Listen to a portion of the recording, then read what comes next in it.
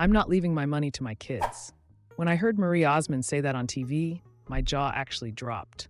I grew up watching her smile light up the Donny and Marie stage, all sparkle and perfect hair. So why at 65 would America's sweetheart choose charity over her own children? Hey, I'm Sarah Reed, and this is Golden American Legends. Today, I want to take you behind the curtain of a life we think we know, because Marie's glow hid real storms. Big ones. I remember my grandma keeping a scrapbook of the Osmonds. To her, Marie was the picture of wholesome fame. But even the brightest stage lights cast the darkest shadows at home. Marie soared young, then hit walls most people never see. And she's been brave enough to talk about it. So here's where we're going. We'll rewind to her rise, walk through the heartbreaks that nearly broke her, and end with why she chose a legacy of work over wealth for her kids. Along the way, I'll share what made me stop, breathe, and say, okay, that makes sense. Ready to see the person behind the legend? Let's start at the beginning. I didn't expect a 13-year-old to own a stage like that, but Marie did. Picture it, the only girl in the Osmond family, the youngest, stepping out from a chorus of brothers with paper roses and a voice that felt both sweet and steel strong.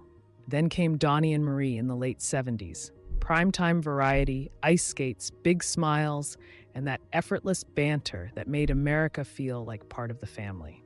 She wasn't just famous, she was furniture in our living rooms. After the TV run, she didn't fade. She learned new stages. Broadway and The King and I, packed Vegas nights with Donny decades later. That's the part I love about Marie as a historian and a fan. She reinvented without losing her core. She understood the grind of showbiz early. Rehearse, deliver, smile. But here's the thing I always remind myself. The bigger the machine, the thinner your private life gets. By the time she reached those Vegas headliners, she looked untouchable. Peak fame, the satin costumes, the perfect timing, the brand. But did all that spotlight hide a storm brewing at home? It did, and it started in a place that should have been pure joy. Motherhood. Let's go there. I didn't expect this part to hit me so hard. In 1999, after her son Matthew was born, Marie described falling into a darkness so heavy she sometimes couldn't get out of bed. Postpartum depression. If you've seen it up close, you know it's not the blues. It's a weight on your chest that makes breathing feel like work. She's talked about this with a courage I admire. Moments of terror, handing the baby to a caregiver, and driving for hours because the thoughts in her head felt too loud to bear. She said she even understood for the first time how someone might think the world would be better without them. That is chilling, and it's honest. Her own mother reached in with love, and Marie found help, therapy, medication, faith, time. The smile came back, but it was different now. It knew pain. Here's my take. That experience didn't just change her. It gave her a language for other people's pain. And sadly, she would need it later. Because the next wave of her life brought losses that would test any heart. Ready? We're stepping into her hardest chapter. There's a line Marie said that lives in my head. The stage is my safe place. I understand that. But in 2010, even the stage couldn't shield her. Her son Michael, just 18, died by suicide.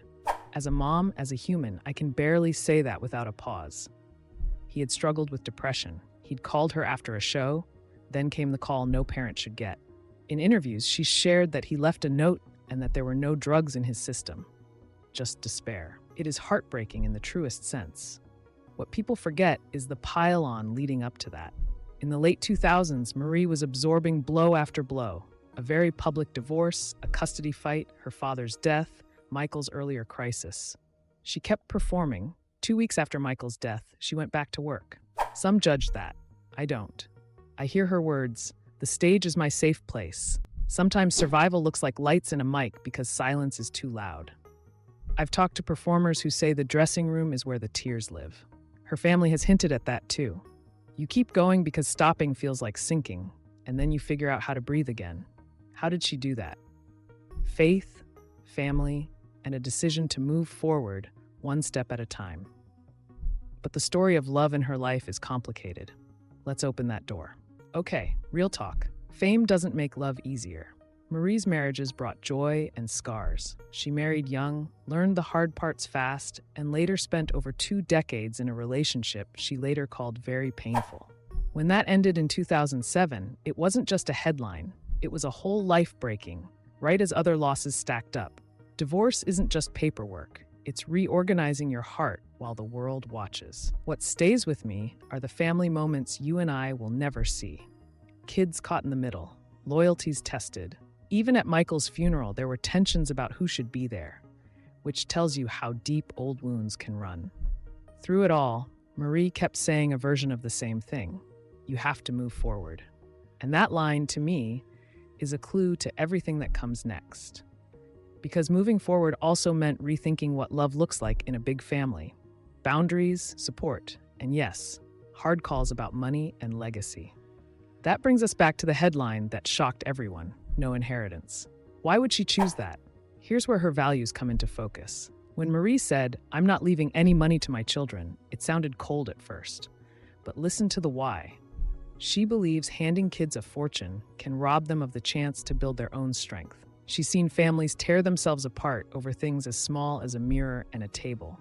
She doesn't want that for hers. Instead, she wants her estate to fuel causes that outlive her, while her kids build their own paths and their own pride. Do I agree with her? I respect it. It's tough love, shaped by real loss. After what she's lived through, the depression, the divorce, the grief, her measure of a good life isn't cash, it's resilience, work ethic, service.